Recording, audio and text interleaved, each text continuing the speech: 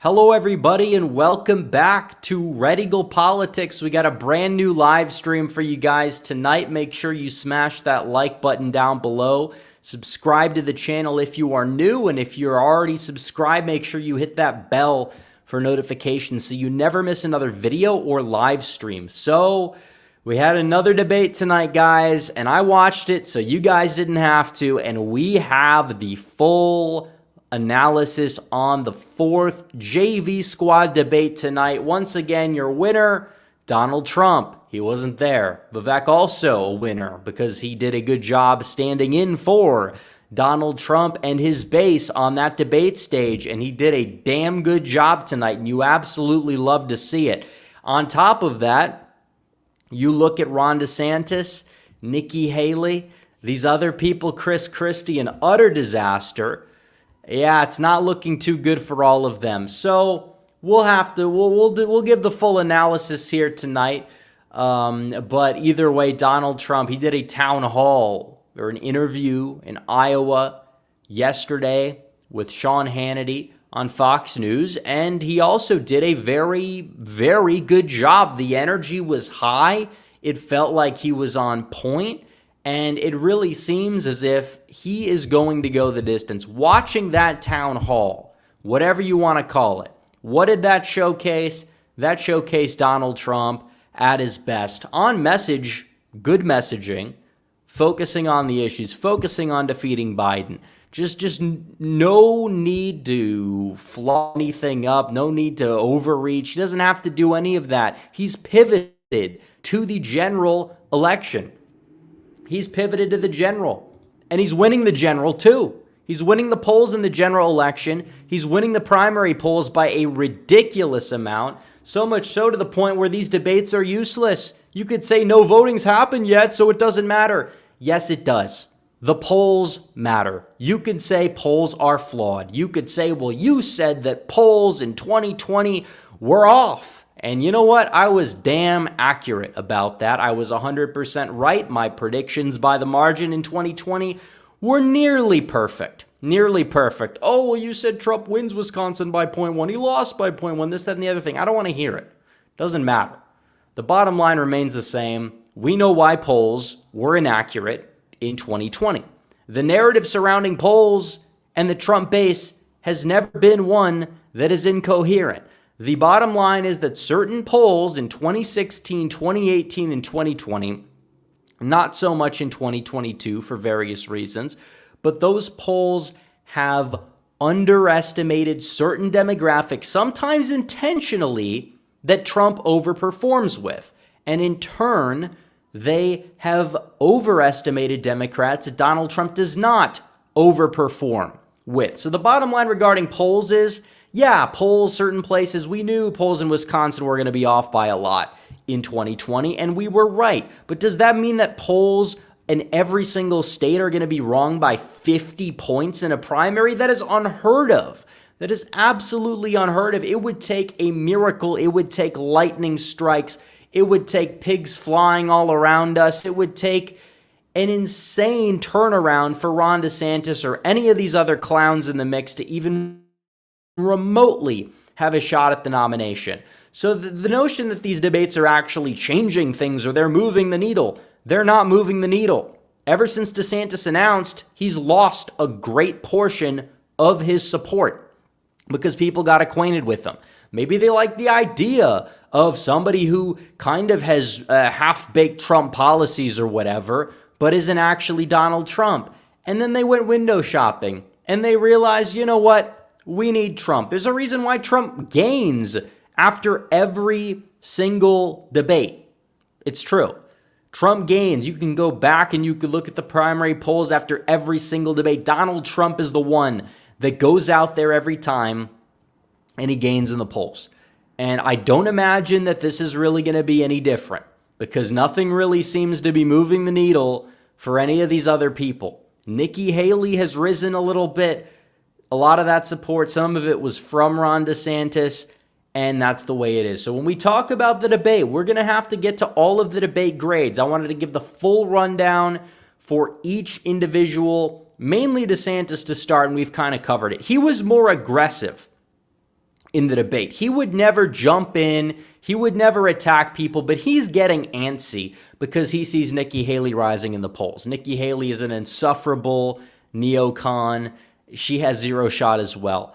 But either way, DeSantis is getting in the mud with Haley. We kind of saw this a little bit back in 2016 whenever you'd see like Cruz attack Rubio or Rubio and Jeb spending all this money attacking each other.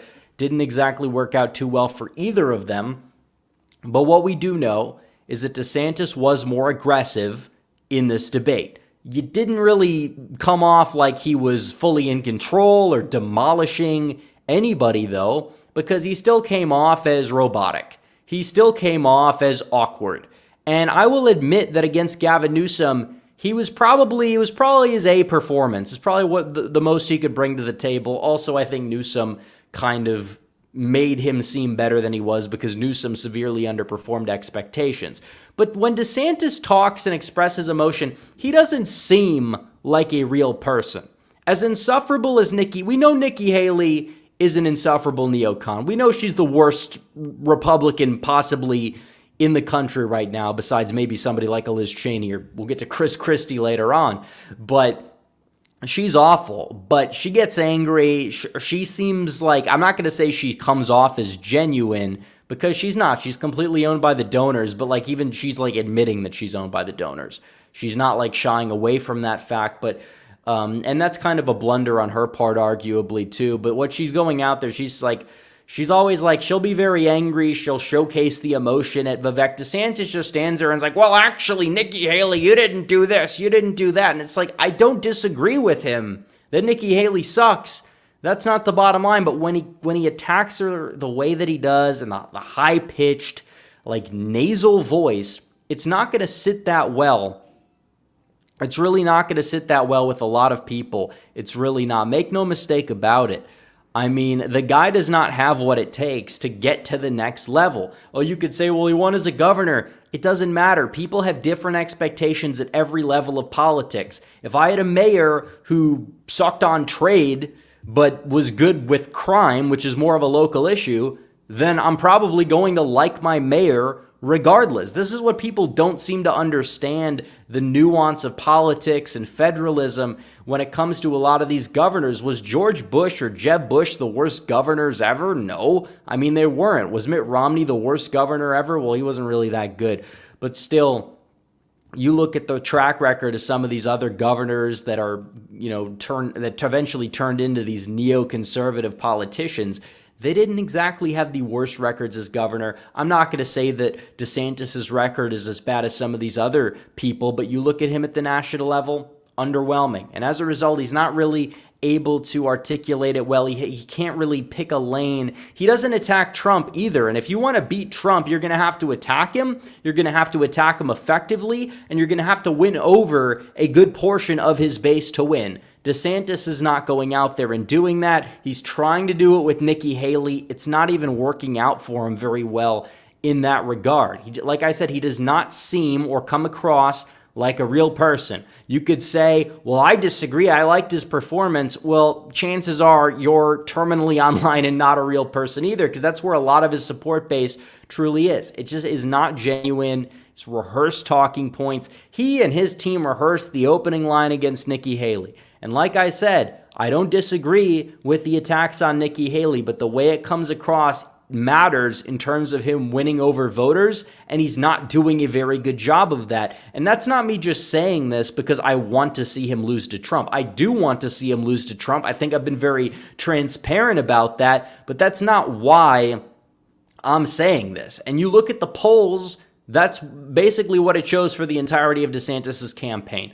All of his money, all of his resources, they have been spent in Iowa. DeSantis is plummeting in Iowa since he announced he was polling close to 30% like 7-8 months ago. Now he's polling like possibly below Nikki Haley in Iowa. I don't know if that's going to be the case after tonight. We'll see how this moves the needle.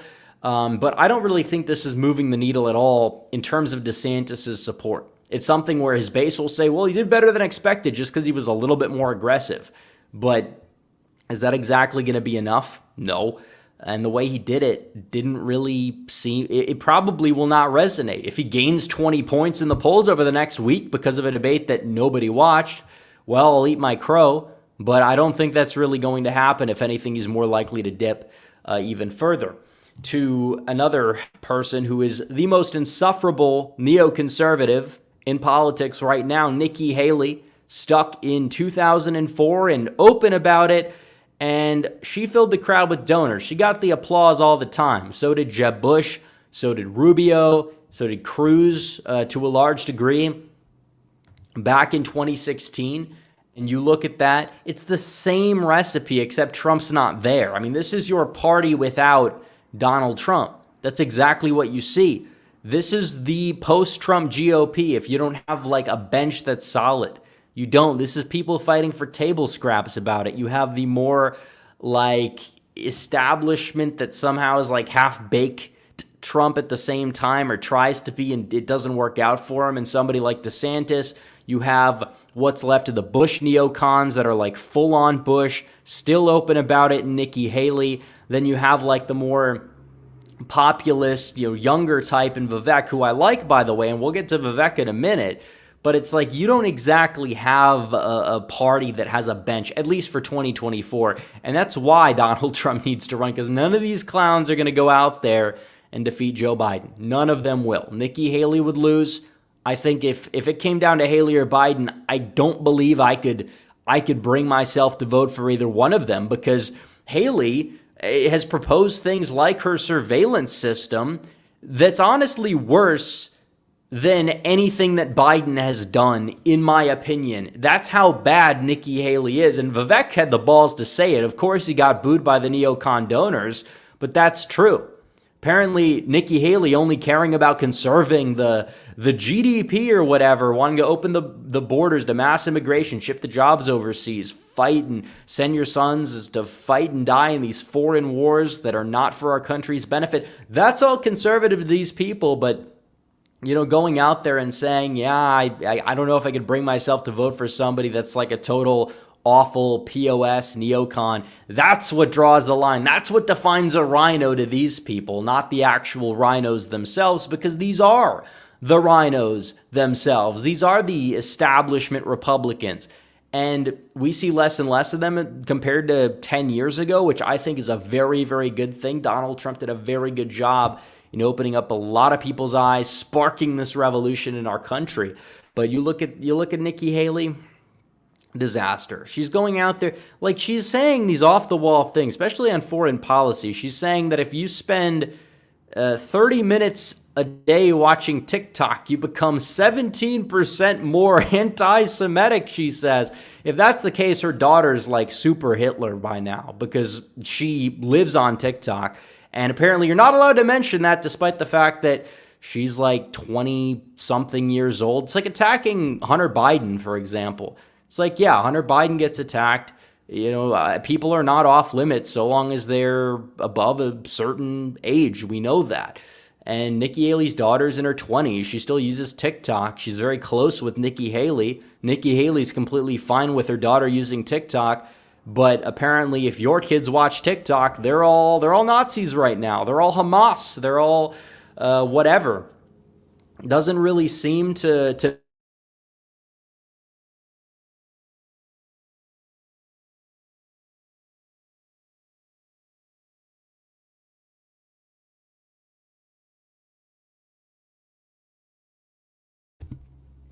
I don't know why that's happening. The Ethernet cable is plugged into the wall. It's plugged into the wall, but for some reason it's still timed out. I don't know. Maybe it's a StreamYard problem, but it doesn't matter. What I was saying is Nikki Haley is a disaster. She's a disaster. I don't know where she's getting her numbers from, but again, like I said, hypocritical. They all are hypocritical. It's like the same thing. And I'm not a TikTok supporter. I'm not a TikTok fan by really any stretch of the term. But still, this notion that, oh, well, you guys can't have TikTok. But, oh, no, my daughter, you can't attack her for using TikTok. You can't attack me for that. Keep your name out of your voice, whatever that means. Not even how it's like actually supposed to go. It's your mouth, Nikki. That's how, or Nimrata, I should say. She doesn't even use her actual first name. And Vivek called her out for that too, which is pretty funny. But it's like, yeah, whatever. Okay, but either way, how does this impact the race in terms of Nimrata's performance? I don't believe it does. Because you look at it, I don't think it really moves the needle much against her. Because she's been insufferable. She's been in neocon. She's been attacked by Vivek for the past few debates. She's only gained. So this is a test to see if DeSantis' attacks actually worked. And they were few and far between. For much of the debate, like the other debates, he was a non-factor, almost as much of a non-factor as Chris Christie was for the first 15 minutes of the debate. And now we get to Vivek Ramaswamy. I think he did a great job. He went all out. He really did. He insinuated that Nikki Haley and Chris Christie were not indeed good people with not good intentions, and I happen to agree with that 100%. He used props. He held up his pad of paper and it said Nikki equals corrupt. It was pretty entertaining to see. He called Christie fat. He was attacked by Christie again. Christie goes on the water buffalo offense. It's just like he's no different than the Republican Cenk Uygur. There's no difference between the Republican Cenk Uygur and Chris Christie. They're both like the water buffalo bloated aesthetic. They're both these it's funny because I think Christie called Vivek a blowhard, but he's like the biggest blowhard ever, literally biggest, right? But Vivek said that Christie needs to leave the stage because he's being unproductive. And he needed to go eat a meal, which I thought was pretty funny. It's a nice way of calling him morbidly obese, which, he's pretty close to that probably. But still, either way, he called Christie fat. He had the balls to do that. We love to see it. And also, I've critiqued Vivek on immigration in the past, but is he getting red-pilled on the subject? The guy went on the debate stage and basically said that all this talk about replacement theory from the Democrats, that's not this made up lie the way they claim it is, because you look at their intentions, they want to import everybody in the entire world so they can change the makeup of the country for votes and for power and for many different reasons. But those are the main ones, and you're not allowed to mention it, and they will do anything in their power to shut down debate, despite it being something that's legitimate and something that's basically proven and something that the left openly brags about all the time. But if you bring it up and you happen to not say it's a good thing, well, you're getting labeled with every name in the book, regardless if it applies or not. And in 99, if not even 100% of cases, it does not apply. But Vivek actually had the balls to bring that to the main stage. And I could never see DeSantis doing that. You see these half-baked statements from DeSantis. Haley, I'm surprised, didn't lash out at Vivek and call him a racist, white nationalist, whatever. Doesn't matter if he's brown. They're still gonna use that tagline regardless. We know that. And obviously Christie didn't say anything. He probably was too busy eating food from under the debate podium. But either way, he actually had the balls to go there. And if he really is, genuinely improving his positions on things that I originally considered to be blind spots for him, I'm not going to back Vivek in 2024. There's no point. Donald Trump, you could have Trump for 4. If Vivek is going to be that guy, you're going to have Vivek for 8. Vivek's very young. And I think Vivek isn't really even running to be president anyways. I think he's running to get his name out there for something, whether it's a cabinet position or a future presidential run. But you're looking at that, and it's I think he made the case for 2028 to a certain extent. I'm not saying he'd be my first choice, but is voting for him in a primary on the table, depending on the other options that we may have? In my opinion, yes, the answer is absolutely. I see zero reason why Vivek would not be on the table if he continues to improve. Now, things change. Who knows what his positions are going to be in the next 4 years, but if he can prove himself, yeah, I'll give him a shot. He has potential, but it seems because a lot of people will say, well, he did this thing 5 years ago or this thing 10 years ago. The bottom line is the establishment hates the guy. The establishment, Mitt Romney said he would vote for DeSantis and Haley and Christie, technically, But he said he would never vote for Trump and he would never vote for Vivek. The same neocon establishment that despises Donald Trump despises this guy as well. And if they continue to do so, then I think that he's going to possibly prove his viability. Not for 2024, but 2028. Yeah, absolutely. I think he has a very decent shot, but I think he does have a lot to prove. He is a rookie quarterback that's playing on a losing team, but is playing extremely exciting to watch football. That is the perfect analogy, and that's exactly what he's doing. I think you look at Vivek, and he's putting himself in a very good position for future political runs. The more and more he performs well during these debates. I do not support him over Trump. He's not even polling close. He's, 5%. It's not like he's polling much lower than DeSantis at this point. But either way, Iowa comes around. He's going to drop out. More likely than not, he's going to endorse Donald Trump. But as the stand-in on the debate stage, he's doing a pretty decent job overall. And I absolutely love to see it. Then we get to Chris Christie. Chris Christie, we kind of covered a decent amount of him, just covering the other candidates and their reactions to him. But all he does is try to make everything about Donald Trump. Nobody took the bait. Nobody else took the bait whatsoever. DeSantis doesn't attack Trump. Haley doesn't attack Trump. I mean, she does sometimes. I guess DeSantis does as well in like these like passive drive-by shots that kind of go over the heads of a lot of voters. And Vivek doesn't attack Trump at all. Vivek defends Donald Trump, but DeSantis doesn't really have the guts to do that on the debate stage whatsoever, despite defending his presidency, rallying with him leading up to 2020. He never said anything negative about Trump then. He never tried to primary Trump in 2020.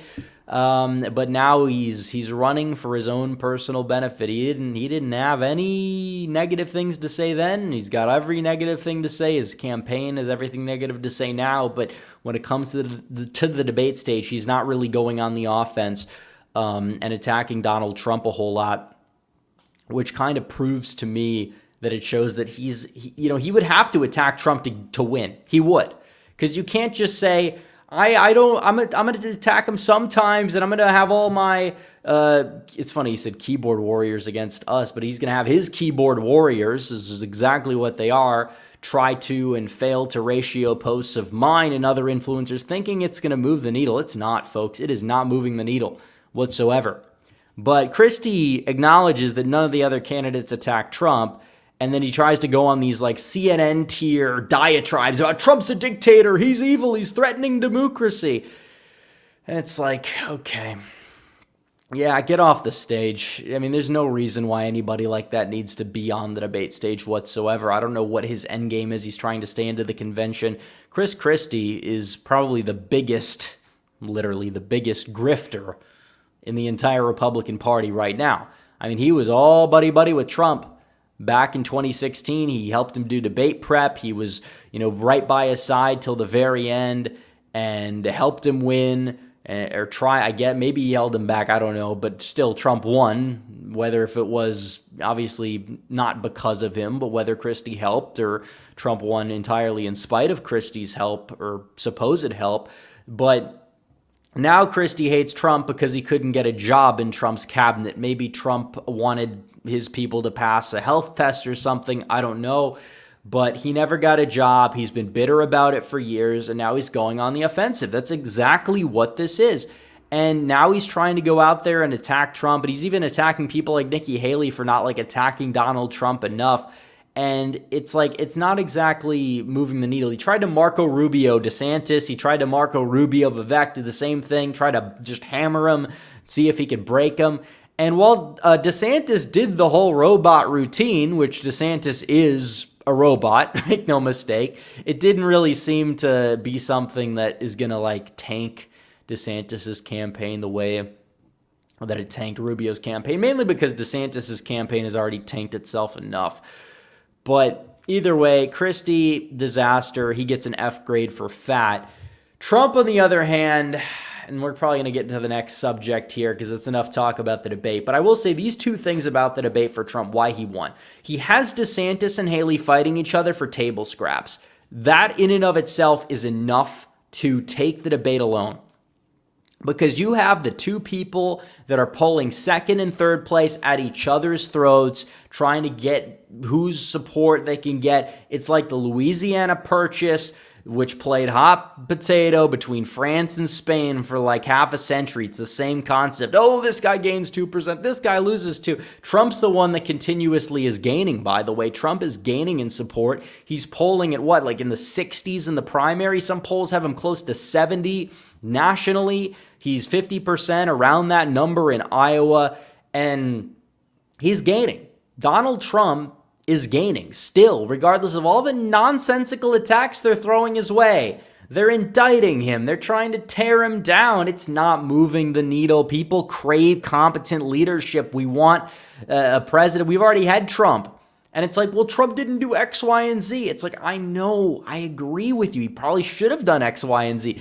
But this notion that you can't reflect and understand, he learned on the job. He learned on the job. He's somebody that had no idea what the hell he was up against. And I know his second term probably isn't going to be perfect either. It's not going to be perfect for anybody. Make no mistake about it. But is he somebody that, understands more how to navigate? He can go scorched earth for 4 years. I think it's a good thing. I think it's a very good thing. And also, Trump does not get attacked by anybody on that stage, like I mentioned, except for Chris Christie. That's an optics win right there, because Chris Christie is a repulsive human being. If that is the guy that's the attack dog for Donald Trump, the living meme, the guy who left office in New Jersey with a 9% approval rating, Donald Trump is winning based off of that fact alone. That is a win for Donald Trump if that's the guy who's out there attacking Trump, not somebody who's like palatable, who comes up with something new, something clever. Because what you have is you have Christie having his meltdowns, and then the DeSantis people largely using the 2016 primary talking points, many of which are debunked or overstated, and all of them fell flat and failed. And that's what it comes down to. You talk about the town hall, the event he did with Hannity in Iowa, Donald Trump, once again, coming out on top and winning, great energy overall. There's like a few things that a lot of people are pointing to as to why Trump failed here. He didn't do so well. But they're reachers. All they do is reach. They reach, and they reach some more, but they never even get close to the top shelf, which is Donald Trump. Because all they could do is try to find certain things. Oh, can we take him down here? Oh, can we get him here? And it all fails. They all fall flat on their face. They all do. Every single thing that they try to get him on, every single thing that they attack him on, it's usually some distorted view of reality. Either the same attack lines apply to their own candidates, sometimes in a much, much greater way, or it's like these things have been tried, they've failed, just like a lot of it is recycled 2016 primary garbage. I mean, that should tell you everything you need to know. Or they say, well, we'll take him out of context. How many times have they taken him out of context? If I took DeSantis out of context the same way that they take Trump out of context, I mean, they probably get community noted every single tweet, for one, as we know they've weaponized community notes, but also it's like I couldn't do it because I'm a genuine person. Try to be as accurate as possible.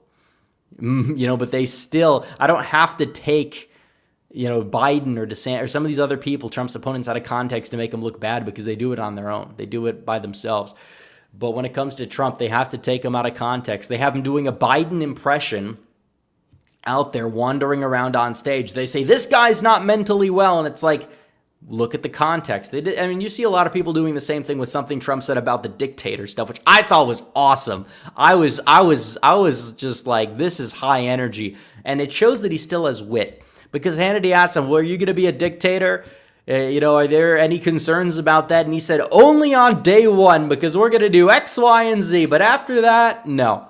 And that was probably one of the greatest Trump lines of the year, because it's true. People want competent leadership. Biden on day one and today is a dictator, and he's a dictator that's working in the country's worst interest. Trump saying, yeah, we're going to close the border down on day one. We're going to be a dictator in that way. We're going to, solve the conflicts overseas, and we're going to drill, baby, drill. That is good. That's stuff people agree with. People want strong leadership in this country that are competent, that do things, that actually get things done. I mean, it's ironic to see DeSantis's people attack Trump for that. I mean, even DeSantis himself, to his credit on the debate stage, did say, to whatever Christie was trying to accuse Trump of being like a dictator, he's like, I wish he did more. And it's like, that's actually not an inaccurate statement. It's true. And Trump's saying he's going to get things done on day one. Yeah, it's 100% accurate. I mean, if people saying this is going to be an advertisement, Trump's going to lose now. No, it's not. Trump has basically put out ads and statements before he wants to be a king for life, or he calls himself the great MAGA king and all this stuff. It's not moving the needle. People his base likes it stuff. Some people might roll their eyes, but I think a lot of people that are undecided would probably like the dictator line because, first of all, he dispels the notion that he's going to be this dictator if people had any fears about that, except for day one.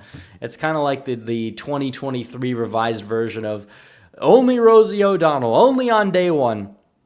And maybe you should be dictator a little bit longer than day one because we have a lot of things to get done that I don't know if they could all get done in one day. But still, besides the point, I love the dictator line. I think it was epic. The line against Biden was epic when he's like, Biden wants to take me behind the shed and fight me. And he's like, all I would have to do is go and he's done. He's on the ground. It's over. And it's so true because Biden, he talked a big game and look at him now. He's a disaster. And now people are acquainted with him. Everything we said about Biden in campaign season, it's come true. To the point where there's nothing they can stand on. There's no ground. They can't cope and say it's a fake laptop or disinformation or Biden has no scandals. Biden has more corruption scandals at this point than maybe even Hillary Clinton. Maybe Hillary Clinton. Now, there's a lot of stuff on Hillary that is probably a little bit darker, but still, in terms of proven corruption, Biden probably has more proven 100% without a doubt, authenticated in the liberal media even, stories of corruption that are 100% true and proven to the point where, yeah, Biden has a lot of dirt on him. There's nothing he can run on other than, I'm trying to politically persecute my opponent. It's the same thing they do in dictatorships. This guy, opposition leader, got arrested in Russia or Ukraine even, or one of these other countries that are second, third world. It's the same thing that's happening right here in our so-called first world country under this broken regime. It's the same concept. It is no different whatsoever. But Donald Trump did a good job. They're also hitting him because he said something about Newsom that wasn't entirely 100% negative, because don't you know Gavin Newsom has to be the punching bag all the time because he attacks Ron DeSantis. But they were saying that Trump was out of line because he said that Newsom, he did pretty well given the fact he had no facts, which I think is pretty funny, and it's kind of a dig at Newsom. It's not really a dig at DeSantis whatsoever. He's like, yeah, I had a good relationship with him. It's like, do you want the president to have an awful relationship with the governor of the most populated state in the country? I mean, do you really? I mean, Newsom's a terrible governor, but Trump's saying, yeah, I got along well with this guy, or I got along well with this guy. Okay, is that a bad thing? Do you want him to not get along with anybody, get nothing done, whatever? And even then, Trump said, yeah, our good relationship is going to change. He said that too. They ignore that. They leave everything out. It's just outrage porn for these deranged neo-never-Trumpers, and it's not going anywhere. It's not going anywhere. They can try and ratio and tweet 20,000 tweets a month. It's not moving the needle. It's not. In fact, it's moving the needle against them because they are insufferable. They are insufferable. Look at the numbers. DeSantis and Haley, that's a short gap. We'll see if that continues to shrink or if Haley passes him. Maybe not. I hate Nikki Haley. She's a disaster. We know that. Donald Trump, though, he's gaining. DeSantis is falling. Some of these other people in the mix, like Burgum, Scott, why are they still even in the aggregate? And the polls that are taken after they've dropped out show Trump gaining their supporters. I mean, this primary is pretty much over. And we'll watch Iowa, but we're knocking on the door for Iowa. We are knocking on the door to the point where it's there's not a lot that can actually change in the next 40 days, because I've done videos that I said 4 months until Iowa in one of my videos from like a few months ago, and I analyzed the race, and I'm like, yeah, it's pretty much over. I mean, we're closer to Iowa now than we even are to when I made that video, and nothing is exactly changing, folks. I mean, nothing's changing. This is still Trump's nomination, and I could say to lose, but I don't know if there's possibly even a way at this point he could lose it unless he like drops out for some health reason.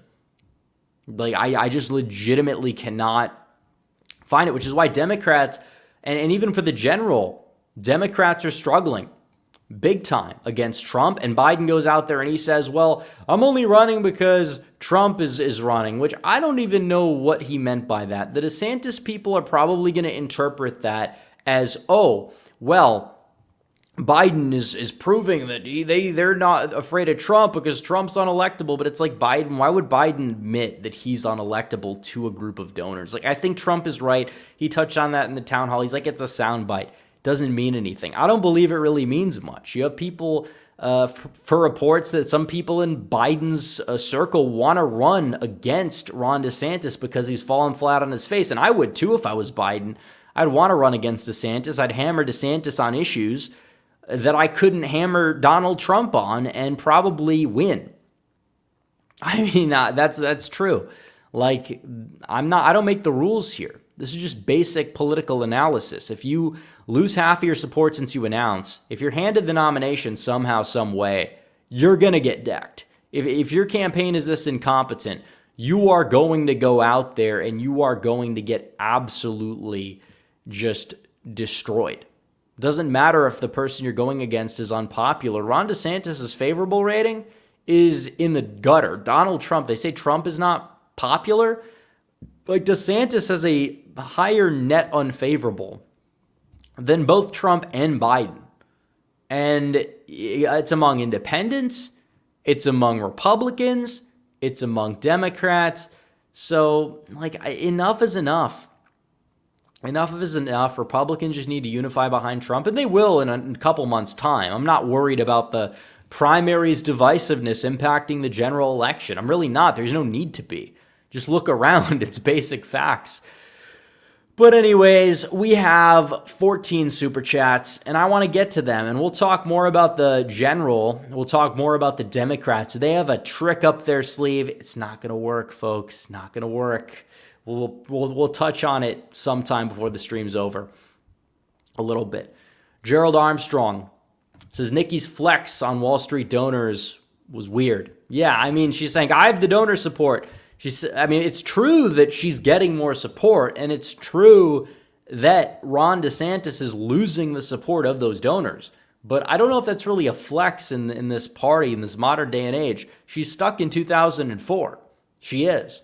Chris Creative says, I was watching someone point out a poll saying Trump would beat Biden by 7 but lose to a generic other Democrat by 7. What do you think of that? Well, generic Democrat does not exist.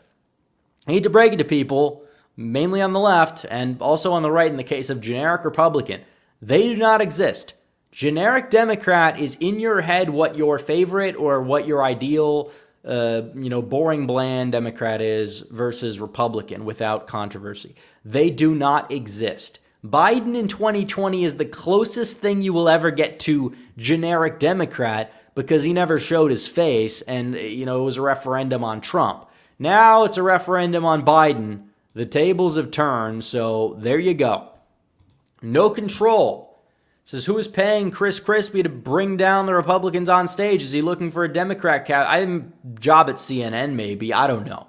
Who knows what his real strategy is? He has no business being in this race. John Waffle H2P says, was there a debate today? Yes, there was, but I can't blame you for not knowing that. Caleb Barber says, we know a Bush-style campaign would get destroyed right now, but as a thought experiment, the inverse, how would a MAGA agenda have done in the 2000s? Well, I think a lot. You could probably run like a Democrat with that agenda, and they might have a better shot at getting their nomination than the Republicans, depending on what types or what portion of the MAGA agenda you're talking about. But I don't know. It depends. Like some people will say Ron Paul 2008, but I mean, he's more libertarian. You could make a case for him being populist in a certain way, But again, he's more libertarian. I don't know how you would define MAGA agenda for the 2000s. You'd have to have somebody that's like maybe a Buchanan type. But Buchanan, I mean, he was a hardliner. So, I love Buchanan, but some people think he was controversial. I think that you probably are looking for somebody who'd be like a protectionist Republican who was anti-war, who like was an outsider. I don't know if you really have any candidate that would fit that bill. Like you could even say like Perot was kind of like proto-MAGA, even though he was more liberal. And if it was just like him versus Clinton in 96, for example, or 92, I mean, it would probably be close, but I think Clinton probably would pull it off. Walk talk, but again, Clinton had more MAGA rhetoric on some things. I'm not saying he was MAGA, but he even said, "Make America Great Again" a couple of times. And then when Trump was running, he said, "That's a racist slogan." Okay, whatever.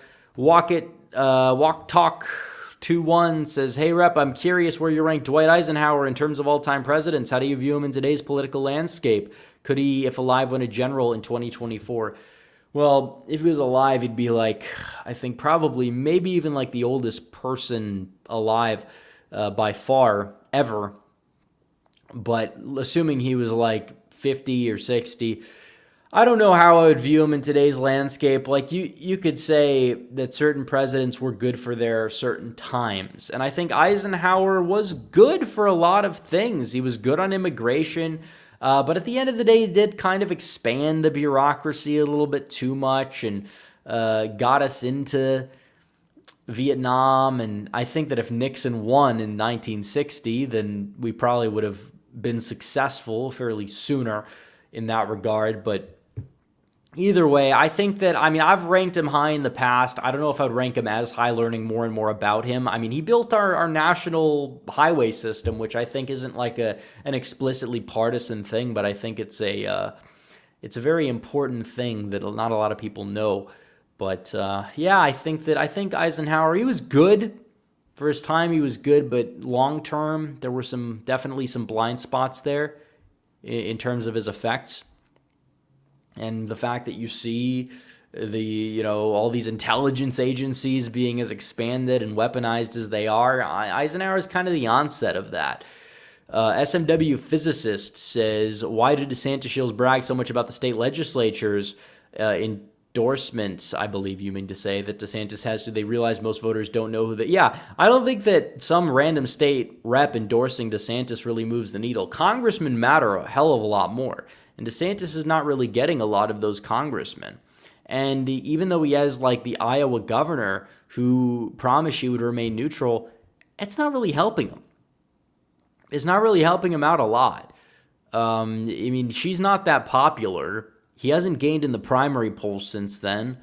And like all these other irrelevant Iowans to most people, endorsing him isn't really moving the needle much either. He's got everything going right for him in Iowa. If he doesn't win Iowa, it's an embarrassment based off of that fact alone, based off of the fact that it's a cruise state Trump didn't take in 2016, and based on the fact he spent a ridiculous amount of money and Trump hasn't campaigned all that much in Iowa. It's like, well, DeSantis is going to win Iowa. Yeah, he should, but he's not going to. Like, if DeSantis doesn't win Iowa, the primary is pretty much over.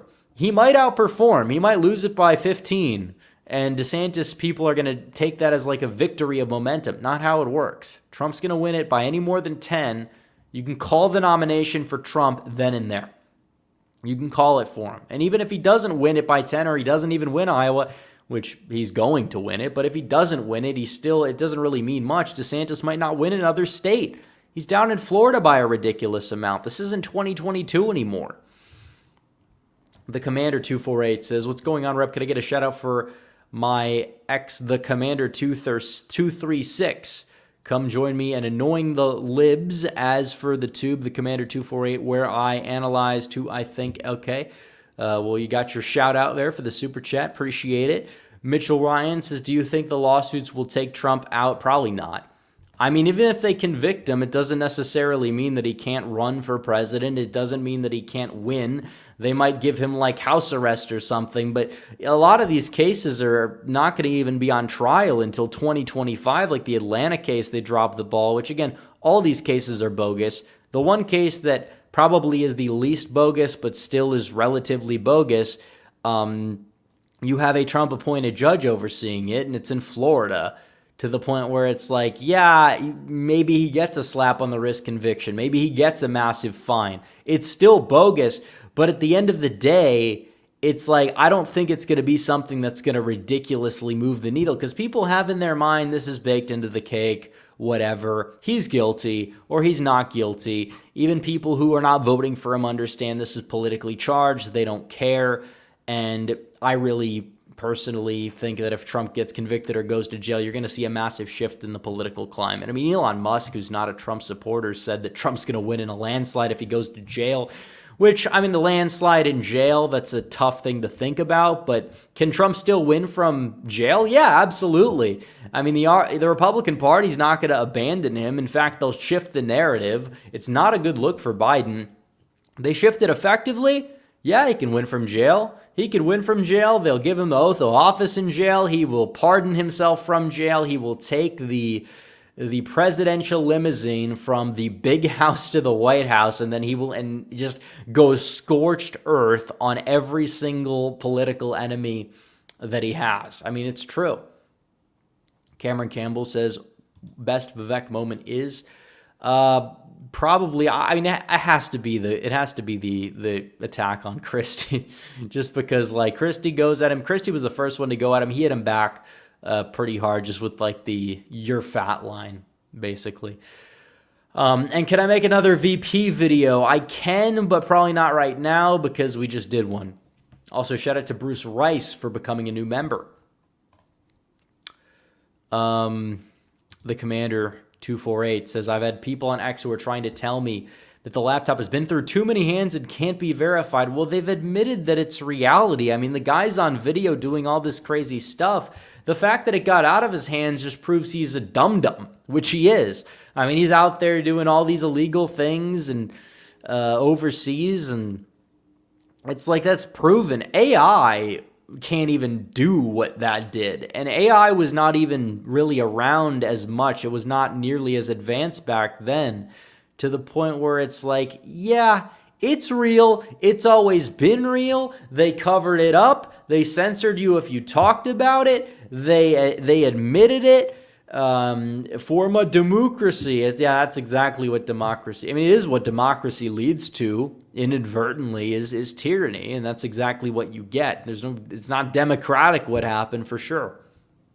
Not at the slightest. Christopher Laurie says Trump 2024 will be the return of the king. True. Red Politics 1776 says dementia Biden. Jonathan Williams says Alachua County in Florida annoys me. The whole state go red, but they still go blue. Is it because of UF?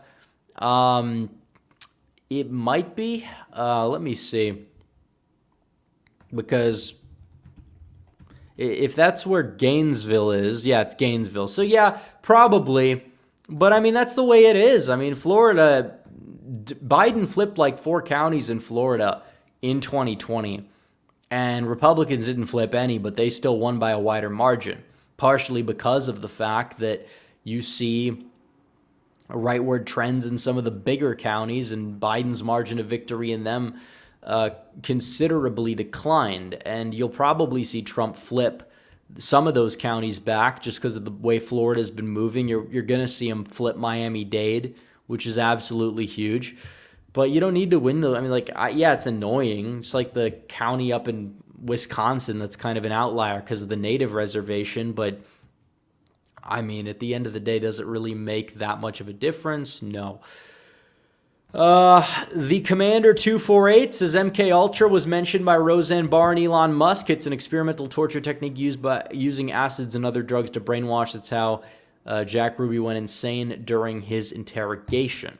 Cameron Campbell says even if Trump did die or drop out for health reasons, Ron and Nikki would have still lost, as Vivek would take most Trump voters. Yeah, I mean, Would he be able to withstand the cash onslaught and the media attacks and everything as good as Trump himself? I don't know, but I think that it is likely that Vivek would surge to possibly, first place if Donald Trump did drop out, but it's not going to happen. Cameron Campbell says, Nikki saying TikTok makes you hate Jews is like saying video games does that and this. Also, the burn Megan gave Chris was gold. Yeah, I mean, it doesn't, like a TikTok, I don't really, I'm more of a YouTube Shorts guy. I don't think it's a good habit to like keep scrolling all day long, especially for people that just like get out of bed. But it's like, it doesn't like, even if people see openly pro-Hamas propaganda TikTok, it's not like they're going to move the needle on the conflict. It's really not. I mean, TikTok, I think, has problems. Don't get me wrong. Not the biggest fan of it. But at the end of the day, TikTok, just scrolling through TikTok for 30 minutes is not going to make you disapprove of this ethnic group by X amount of percent. I don't know what the hell she's talking about. She's just insane. Jared Sparks says, contact your congressman, ask them to pass a Hungarian-style plan to pay no income tax if you have 4 more children. Christian baby boom, here we come, play the long game. Well, Carrie Lake actually came up with some policy position pretty recently for that, and that's a proposal. It's no guarantee it would make it to the desk of the president, but Trump has that in his plan, and people forget about Agenda 47. Because if even somebody's on the fence and they look at the policies that Trump has outlined, I know a lot of them may not get done, but the fact that you can get the ball rolling on some of these things, it's an awesome thing. Agenda 47 is pretty epic. It really is. You look at that there and all of his policies that he's proposed. I mean, he wants to build on his first term. He wants to do better. And that, like, the natalist thing is in Trump's thing, I believe. And it gets lost on some people, but it's true. All right. Anyways, let's see. Super chats. We have covered pretty much all of them. So here we go. I think it's important that we bring this up because I saw this on all over social media earlier today because they do the Time Person of the Year. And usually, you know, in the past, it's been somebody that's influential, politician, notable person that year. It's become a joke in recent years. It really has. It has ever since they made the People of the Year and they put Kamala Harris on the 2020 edition with Biden there, 2021 or wherever. I don't really remember which year it was. I think 2020 or the other year. I think they did the COVID responders. Maybe I'm getting that wrong, but either way, Biden got it one year. I mean, obviously, if you have the presidency, you're probably going to get it. History shows. Greta Thunberg got it in 2019, which was absolutely ridiculous. Make no mistake about it. But they give it this year. They could give it to Trump. Trump is being politically targeted. He's on his revenge tour. It's a great story, objectively speaking. They could give it to a lot of people. They instead give it to Taylor Swift for whatever reason, because apparently she's the person of the year. I don't even know what she did other than date Travis Kelce, which everybody's heard about. Everybody's sick of hearing about. A lot of people just don't care, whatever. But I have a lot of people saying that Democrats are going to use this because she's going to get involved and try to go out there and save Biden because she's got like a big fan base. And it's like, I understand the logic, but we've seen this play out before. Celebrities rarely influence elections.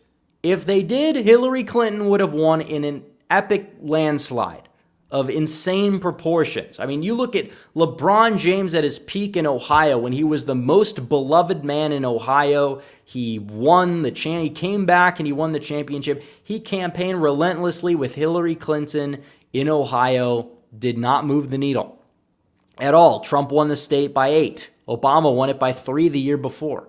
I mean, you talk about celebrities and elections. People may like certain celebrities. They might like certain music. It doesn't mean that they're going to let the music artist impact the way they vote.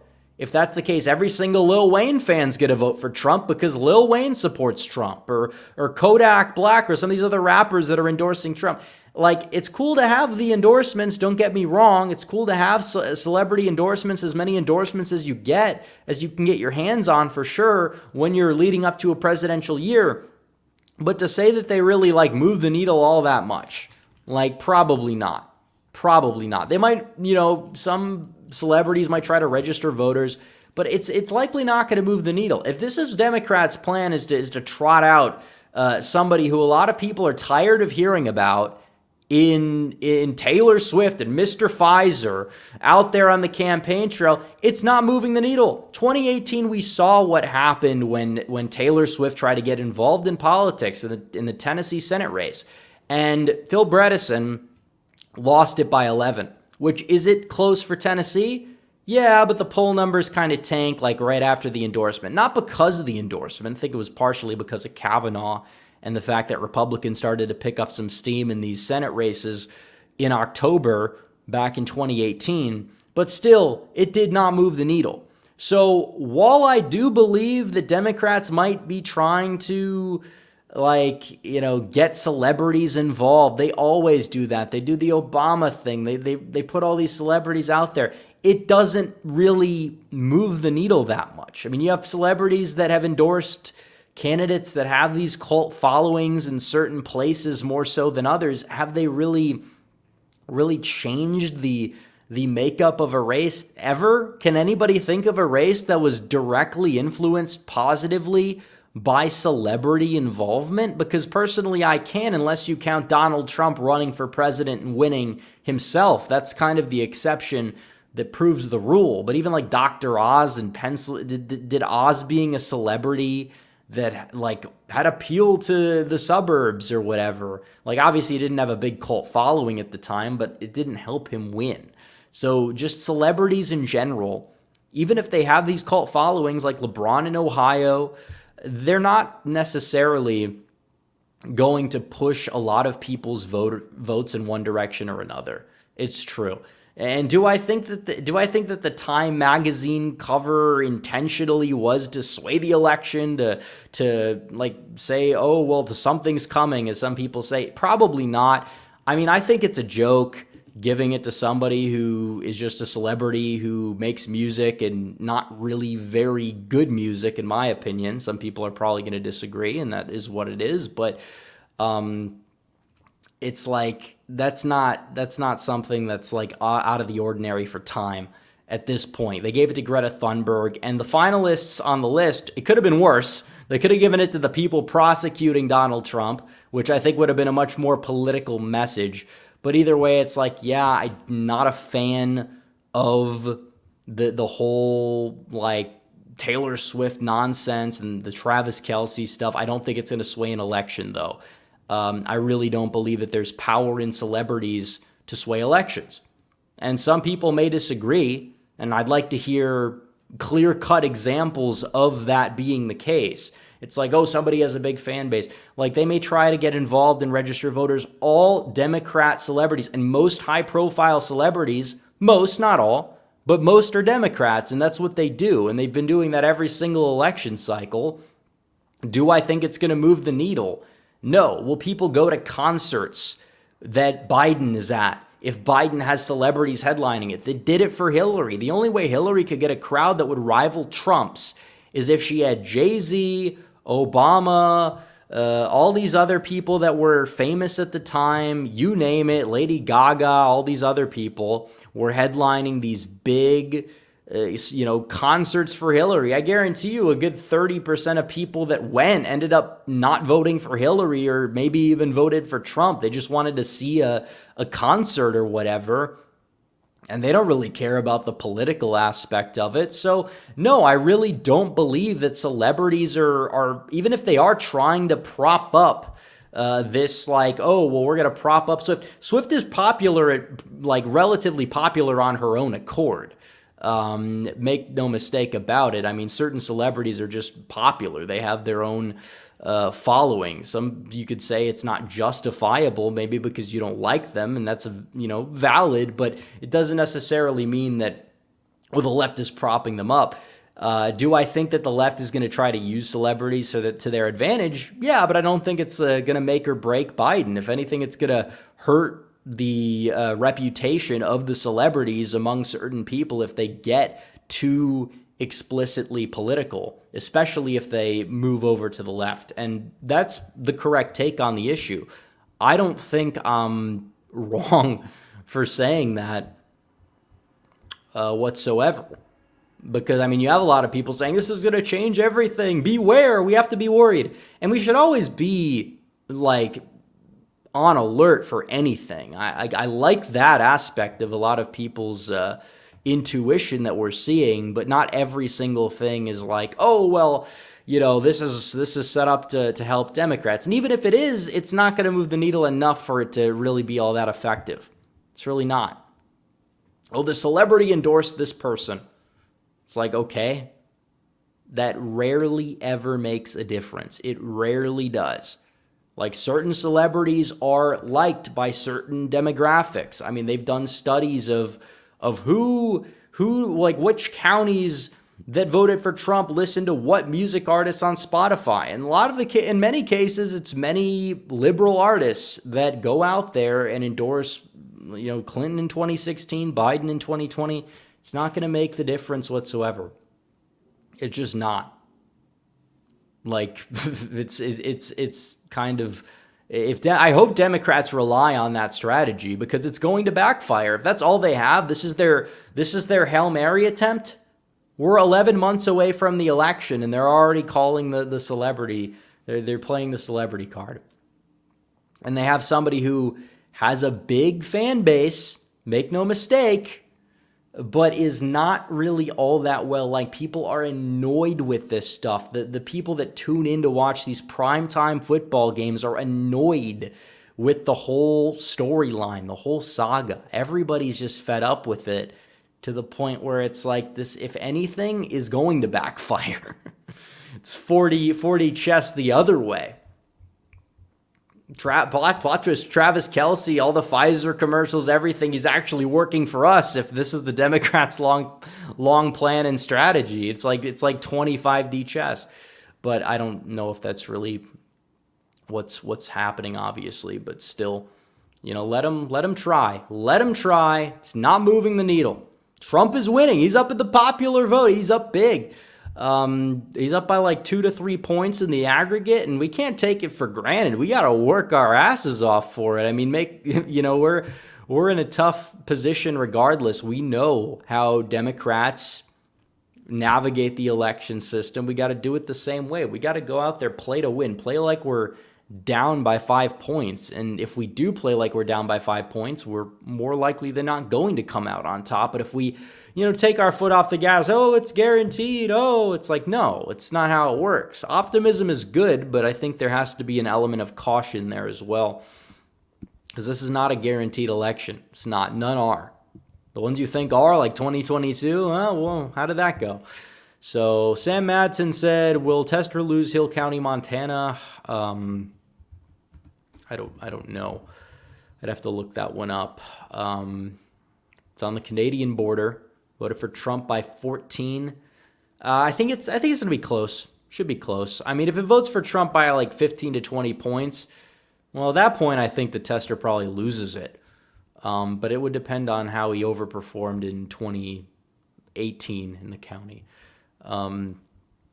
Let's see, Cameron Campbell, 100% accurate. Celebrity endorsements tend to fail because celebrities are the establishment.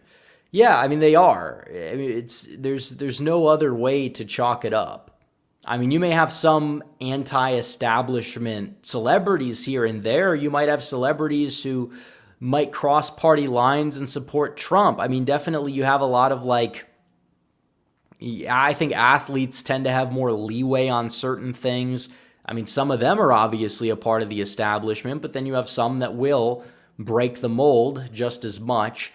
I think you're seeing even look at the whole UFC, MMA, like those type of everyone in that sphere is like a big Trump person. Every boxer, for the most part, every fighter, it seems, is on Trump's side. Maybe because it's the Maybe it's because these guys are actually like warriors out there and they have high testosterone, and that's what's explaining their support for Republicans, because they just genuinely don't care what people think of them as much as some of these other like Hollywood soy boys.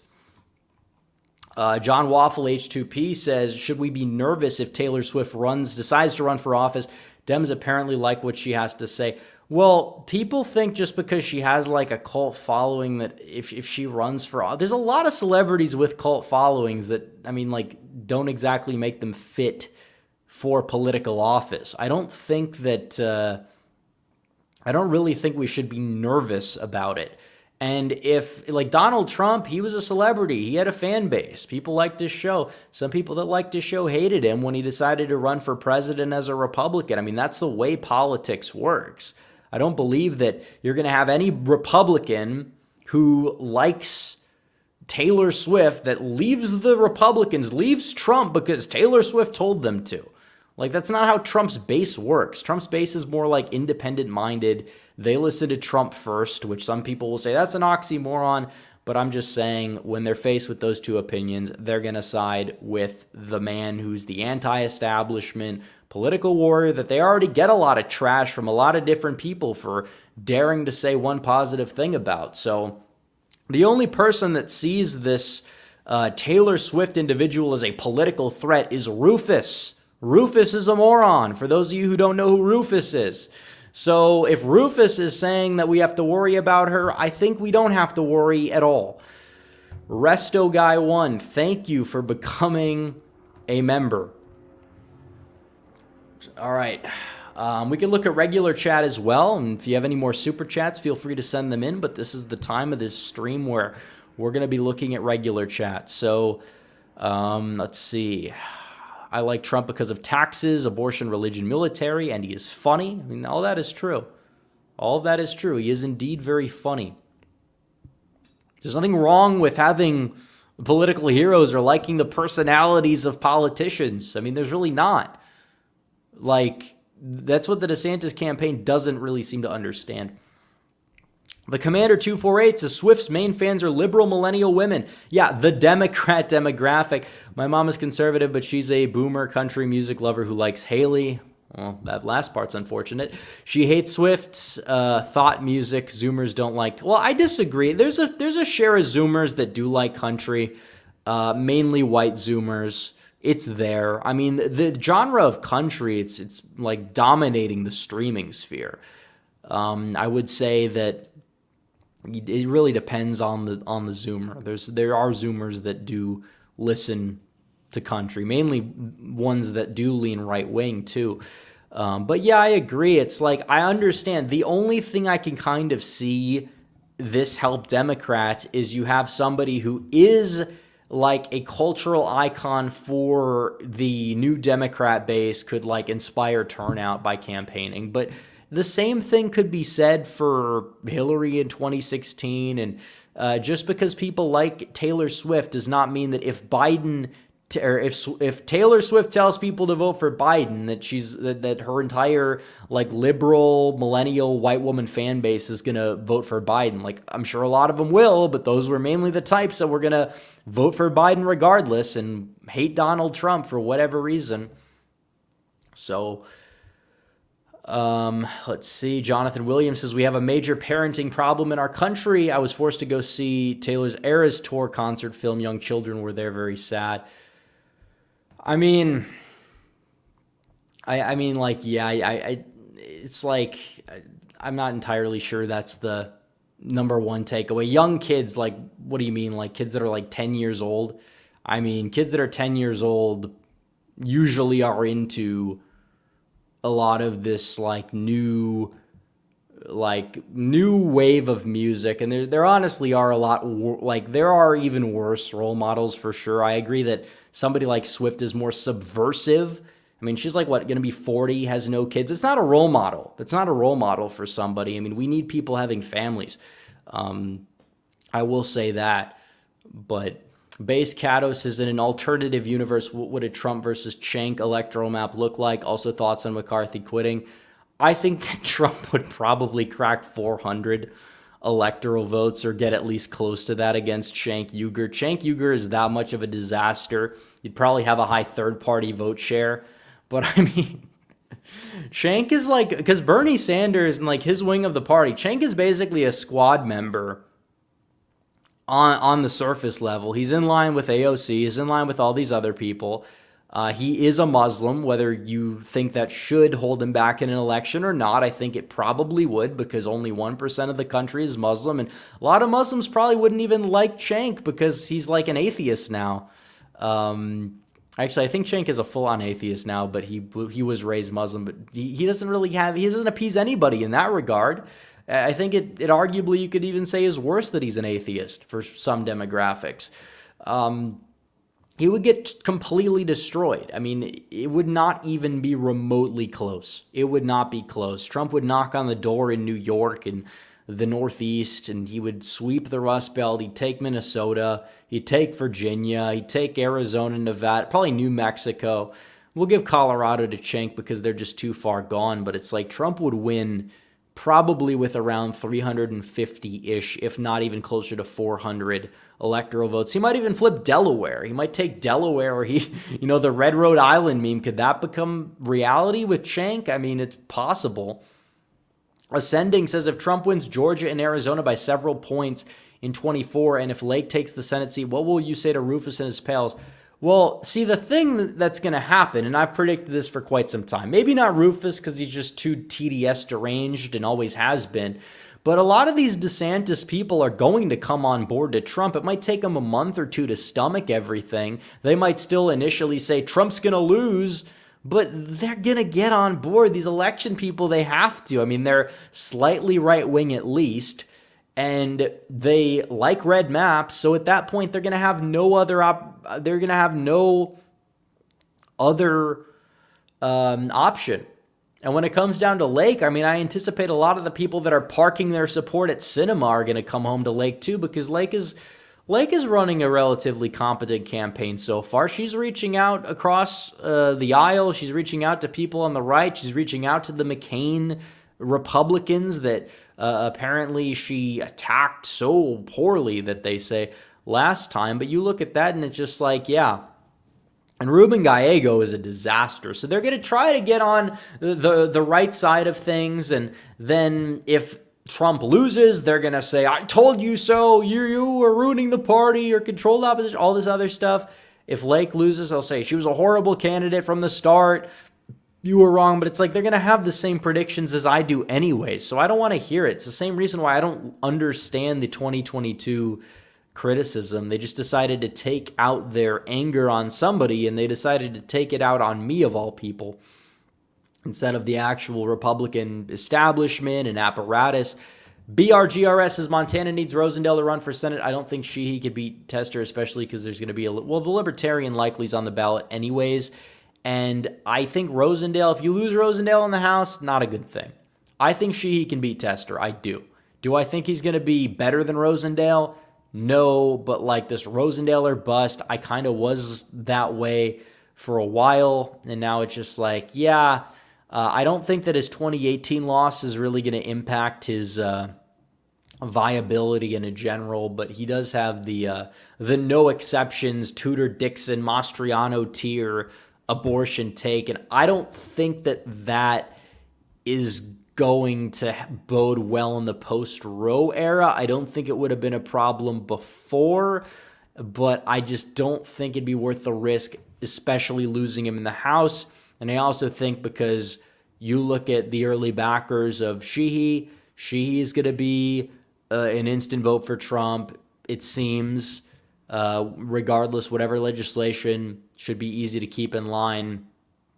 And I think that, I really think that when it comes down to Sheehy, you could have like a Roger Marshall, Tommy Tuberville. We didn't like those guys in primaries at all. We said they're the neocons, but they've actually proven themselves quite a bit. So, we'll see. We'll see what happens.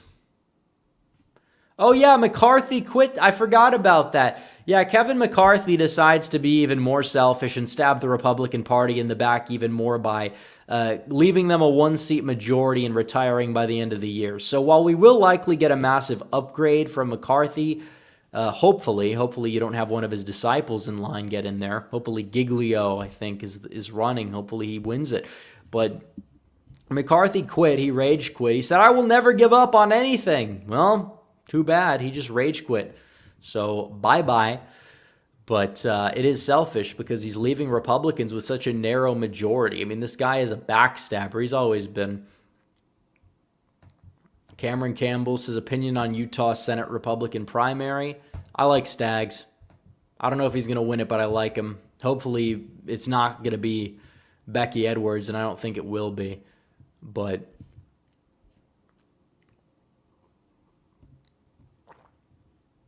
what do you think about future migration patterns? Would blue-collar working-class voters in western Arizona flee to New Mexico, and white college-educated voters in New Mexico leave for I don't really see that there. I don't know how that would work. I think you're seeing New Mexico is just kind of like there. Basically doesn't even exist at this point as far as I'm concerned. And I feel like if you have people in Arizona, if Arizona starts to, California itself a little bit, I think you're going to see a lot of these more conservative people flee to Nevada or flee to Texas. So we'll see. But I want to save Arizona. Arizona is an absolutely beautiful state. And it's just a really, really, scenic place. Some people don't like the desert. I like it. I don't know if I would want to live there because of all the heat. I considered it a couple years ago moving there, but I'm glad that at least for now I chose the state of Texas. But Rhinos YTH says, how are they going to decide who replaces McCarthy? Well, I think that's going to have to be determined by a special election. I mean, that's how these things work, just like Santos. They expelled Santos, now McCarthy quits. So McCarthy, by voting to expel Santos, whipping votes for it behind the scenes, and for quitting, he basically cost Republicans 2 House seats directly. 2 House seats were cost by McCarthy. Even on his way out when he's powerless, he's not even speaker. He's still such a dipshit, excuse the language, that he's costing Republicans House seats. It's ridiculous. I've heard from a reliable source that Arizona is as much of a desert. Yeah, it is. I mean, it's a desert there. I mean, Texas, you have kind of a little bit of a mix. West Texas, parts of it are desert-ish. And you have the more temperate but kind of dry climate in like the Dallas area. California, say what you will about California, but it has a little bit of everything there. You have like in the northern part, it's like the Pacific Northwest. Parts of it are like the more Midwestern temperate climate.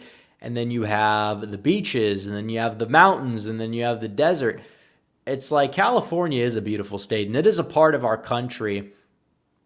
And I don't think that we need to give up on any aspect of our country. We're not going to win the fight that way if we concede, even if we are able to have part of the country. The whole like national divorce pipe dream is extremely misleading, even if it is well-intentioned. So,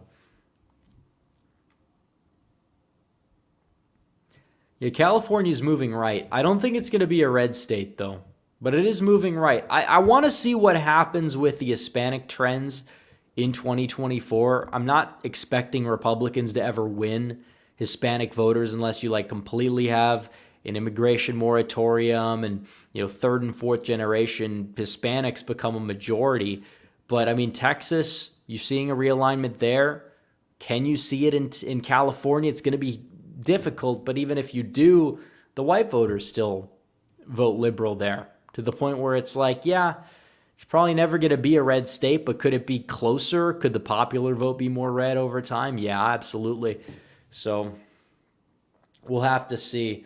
I do think that Trump is going to get around like closer to 40% with Hispanics. I don't think, but if you play around with the swingometer, the main demographic you need to win, it's not black voters, it's not Hispanic voters, it's not the suburban white women, it's college-educated white voters. They are the plurality of the voting bloc. Doesn't matter if they're in a suburb or they're in an urban area or a rural area. That's the base. That comes first in terms of your messaging, in terms of priorities. Not saying you can't have issues or positions that are helping every group. In fact, I think that if you focus on the blue-collar white demographic, you're probably going to get more Hispanics that way than if you spend all this time pandering like Jeb Bush did back in 2016, for example. I mean, Trump got close to George Bush margins with Hispanics in a lot of places, despite being being known and building his brand on being a immigration restrictionist, but it didn't exactly matter. Polite Rude Guy says, FBI contacted me about Jan 6. I'm in San Antonio, Texas.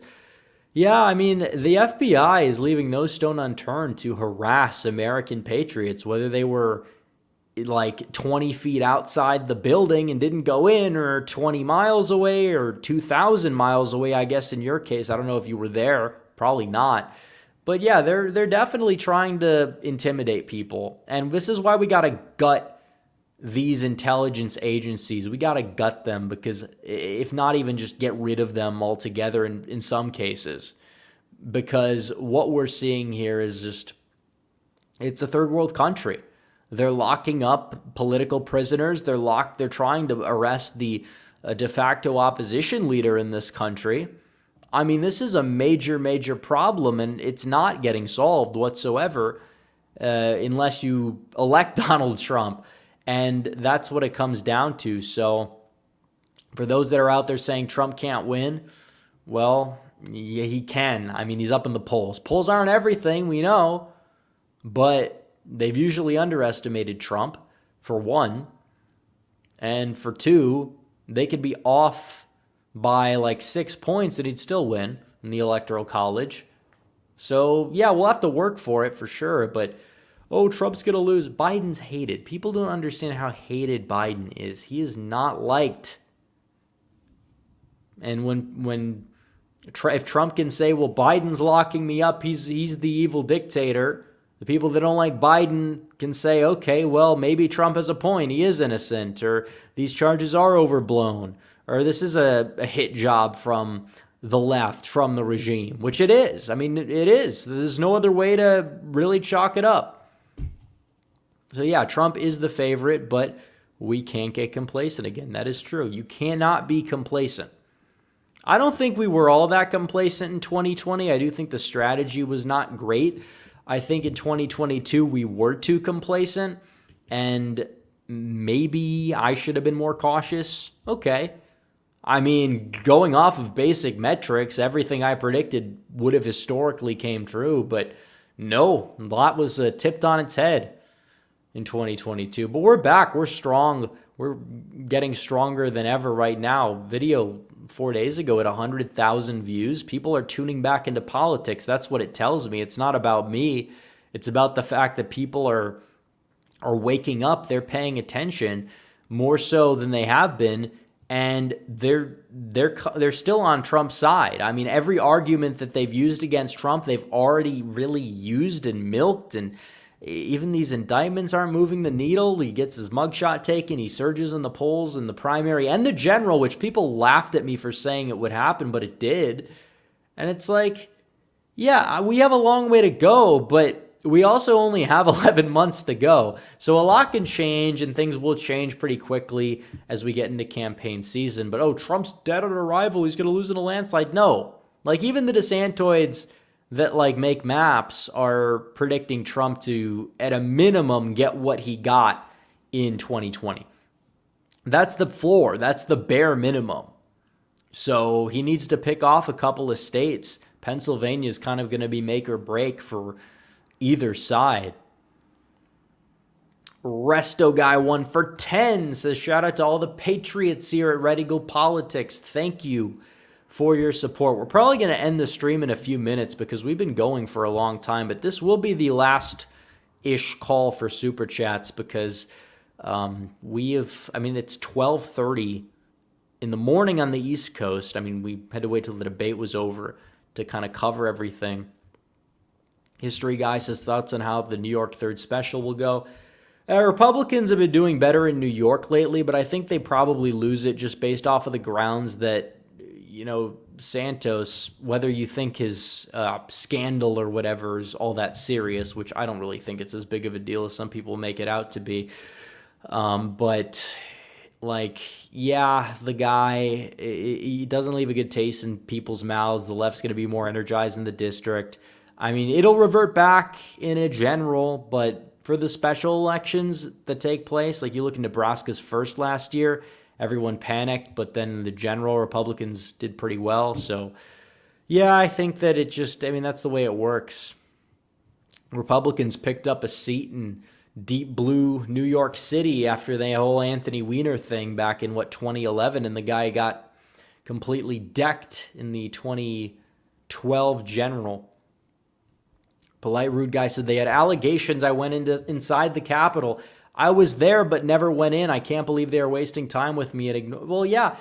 I mean, this is what we have right now. We have record crime in our cities, but they'd rather focus on if somebody entered a building or not.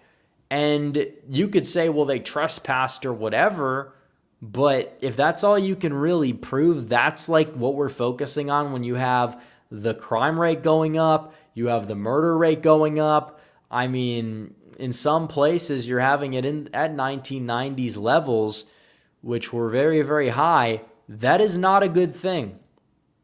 That we have a lack of focus, and they're trying to go after Trump instead of the crime. Look what's going on. Atlanta, that's where Trump's getting indicted. It's Atlanta, Washington, D.C., New York City, and I believe I might be missing one of the indictments, but you're looking at where he's getting indicted. Those are all deep, deep blue areas that tend to have a lot of crime. They're not focusing on getting rid of the crime. They're focusing on making up criminal allegations against Trump, many of which are for things that aren't legal. They stretch the law, or that aren't illegal. They stretch the laws. It's a disgrace. Ascending says, be ready to create a compilation of electabros and leftists nitpicking your election predictions when they inevitably get 2024 very wrong. We'll have somebody else do it. I don't really have the most time on my hands because I'm the one making all these videos. Got a lot going on right now. But yeah, we'll definitely hopefully get some of those screenshots to use because, yeah, I mean, even the DeSantis people, the fact that they think DeSantis has a shot at this point proves that they have zero prognostication skills regarding elections. So I don't want to hear anything from any of these people when they're saying DeSantis is going to win Iowa. DeSantis is a great shot to win the nomination. And then he loses in Iowa by 20, New Hampshire and South Carolina by 30, Nevada by 40, Michigan by 50, Texas by 60. I mean, Super Tuesday is going to get really ugly, especially as Trump gains more and more momentum and kind of more people just join the bandwagon, because that's kind of how these primaries work. If people, even if they're like meh on Trump, but they realize he's going to inevitably be the nominee, it might take them a week or two to do some coping, but they're going to get on board and they're going to see the writing on the wall. So, yeah. All right, I think we're going to end it here. We've been going for an hour and 28 minutes. So before you guys go, like the stream, subscribe, hit the bell, and I will see you guys probably with a video tomorrow. So hope you guys enjoy the rest of your night. Red Eagle, out.